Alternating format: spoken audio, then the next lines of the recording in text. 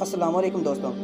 پہلی جنگ عظیم کے بعد عثمانیہ سلطنت مخالف اتحادیوں نے جنگ بندی کرنے کے لیے ترکوں کے ساتھ ایک معاہدہ طے کیا جسے معاہدہ لوزان کا نام دیا گیا تھا، اور اس معاہدے کی مدت 100 سال رکھی گئی۔ اس معاہدے کے مطابق ترکوں کو اپنی خلافت ختم کرنا ہوگی، اکانومک ریسورسز سے 100 سال کے لیے پیچھے ہٹنا ہوگا، اور یوں ترکوں کو ہر طرف سے جکڑ لیا گیا تاکہ یہ بہادر اور نڈر قوم دنیا کی پھر سے دوبارہ سپر پاور نہ بن سکے۔ اب اس معاہدے کی 100 سالہ مدت ختم ہونے میں چند ہی مہینے رہ گئے ہیں، تو عالمی طاقتیں یہی سوچ کر پاگل ہو رہی ہیں کہ ترکی دوبارہ سے خلافت قائم نہ کر لے، اور اب تو پاکستان اور ایران نیوکلر پاور ہیں، جس کی مدد سے ترکی دنیا کی سب سے بڑی سپر پاور بن جائے گا، جسے ہرانا ناممکن ہو جائے گا۔ اسی خدشے کو مد نظر رکھتے ہوئے عالمی طاقتوں نے ترکی میں فوج کے ذریعے 15 جولائی 2016 میں صدر طیب اردگان کے خلاف ایک بغاوت کروائی تھی، جس کا مرکزی کردار خود فتح اللہ گولن تھا، جو اس وقت امریکہ میں پناہ لیے ہوئے ہے۔ لیکن ترک قوم، جس نے عثمانیہ سلطنت کی صورت میں اسلام کا سر بلند کیا، ایک دفعہ پھر سے اس قوم نے بہادری کے ساتھ جانوں کی پرواہ کیے بغیر ٹینکوں کے آگے لیٹ کر اس بغاوت کو روند ڈالا۔ اور یہی زندہ قوم کی نشانی ہوتی ہے، مرنا پسند کرتے ہیں لیکن غلامی نہیں۔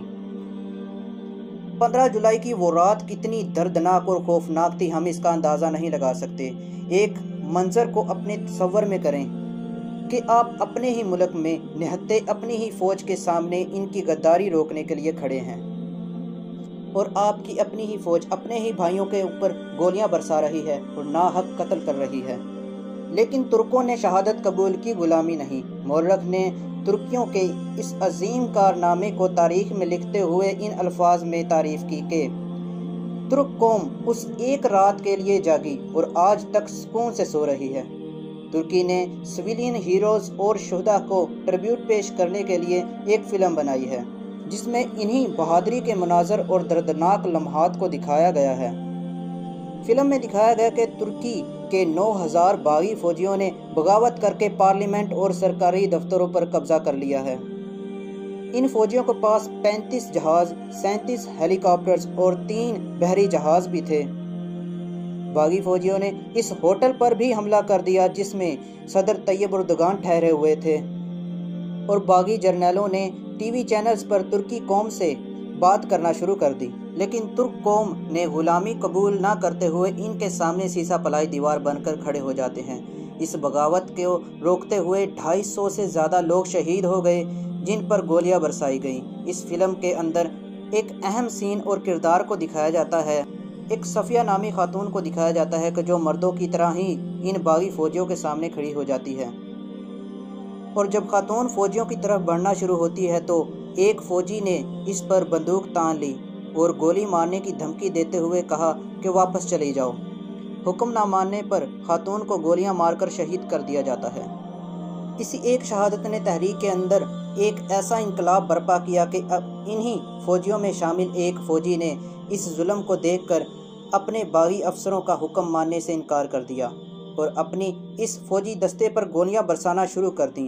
اسی لڑائی کے دوران شہید ہو گیا۔ اس بہادر فوجی نے فرائض اور ایمان پر اٹھائی ہوئی قسم کو پورا کیا، اور اس کی قربانی رنگ لے آئی، اور ترک قوم اپنے جھنڈے اٹھا کر اس چوکی کی طرف بڑھنے لگی، اور ایک ایک کر کے اپنے سینوں پر گولیاں کھاتے گئے اور شہید ہوتے گئے۔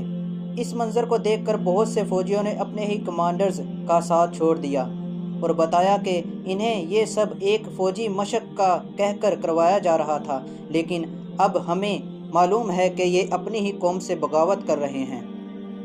یہ انقلابی قربانیاں ترک قوم کو ایک حقیقی آزادی اور آنے والی نسلوں کے لیے ایک مثال چھوڑ گئی کہ ہاتھ پر ہاتھ رکھ کر اور صرف دعاؤں سے آزادی نہیں ملتی۔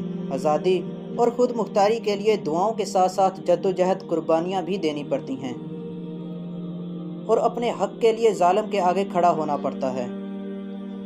میں اللہ کا شکر گزار ہوں کہ اب ہماری قوم بھی حقیقی آزادی کے لیے جدوجہد کر رہی ہے، اور اب پاکستانی قوم بھی یہ سوال کر رہی ہے کہ ہم پر 480 ڈرون پھینکے گئے، 80,000 سے زائد پاکستانی شہید ہو گئے، اربوں ڈالر لوٹ کر سیاستدان اس ملک سے باہر لے گئے، 75 سال سے یہ ملک آزاد ہے، لیکن ابھی تک ہم اپنے فیصلے خود نہیں کر سکتے۔